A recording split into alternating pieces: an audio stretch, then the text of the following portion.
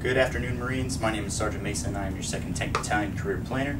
I'm also currently covering down for 2nd Combat Engineer Battalion and 2nd Light Armored Reconnaissance Battalion. I'm standing in front of you today because I'm taking a speech class through Columbia College online, and my speech I have to give you today is a persuasive belief speech. If my cameraman would just pan around, show the audience.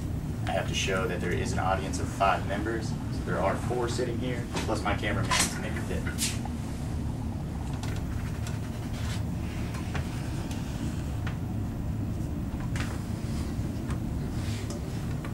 And also, I would like to show the camera that I'm not using any note cards today.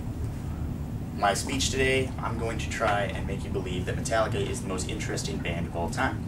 I'm going to do that by covering 3 main points. We're going to talk about the members of the band, the albums the band has produced, and some of the covers that the band has put out. So moving right along into my first point, the members of the band. Metallica formed in 1982, and the original members were Ron McGovney on bass, Dave Mustaine on lead guitar, James Hetfield on rhythm guitar and vocals, and Lars Ulrich on drums. Right away in the band's lineup, Cliff Burton came in to replace Ron McGovney as the bass player. Most people don't know who Ron McGovney is because he never actually put out an album with the band. Cliff Burton was the bass player until 1986, at which point he died in a bus crash in Europe while the band was on tour. That's when Jason Newsted came into the band to replace him. Jason Newsted came from the band Flotsam and Jetsam. And then in 2001, Jason Newsted quit Metallica because he wasn't able to freely do everything he wanted to do, and Robert Trujillo came in as the bass player.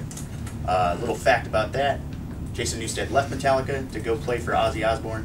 Robert Trujillo was Ozzy Osbourne's bass player coming into Metallica. Another change-up that happened in the original lineup, I said Dave Mustaine was the lead guitar player originally, but then he was kicked out of the band while the band was recording their first album because he was a raging alcoholic and couldn't handle it. So the band kicked him out, hired Kirk Hammett, and he is still their lead guitar player today. Moving on to my second point, we're going to talk about the albums the band has put out. The band has produced 9 studio albums, so going in chronological order, the band first came out with Kill 'Em All in 1983. Then they came out with Ride the Lightning in 1984. Master of Puppets was released in 1986, and Justice for All was released in 1989. The self-titled Metallica, or also known as the Black Album, that was released in 1991. And then in 1996, the band came out with Load. Then they came up with the follow album called Reload. That came out in 1998. Then Saint Anger was released in 2003. And then finally Death Magnetic came out in 2008. Of all those albums, they're all pretty good. The band has sold over 5 million albums worldwide with all of their albums. They're just a huge worldwide hit. Now, also with those albums, the band comes out with cover songs. Ever since their beginnings, their roots, they've been performing cover songs of all their favorite bands. Some of the more well-known cover songs that you may have heard is Whiskey in the Jar, which is a Irish folk tune, and also Turn the Page, which was originally by Bob Seger, but I'm a diehard fan. I have to say Metallica does it better. They rock it out a little more.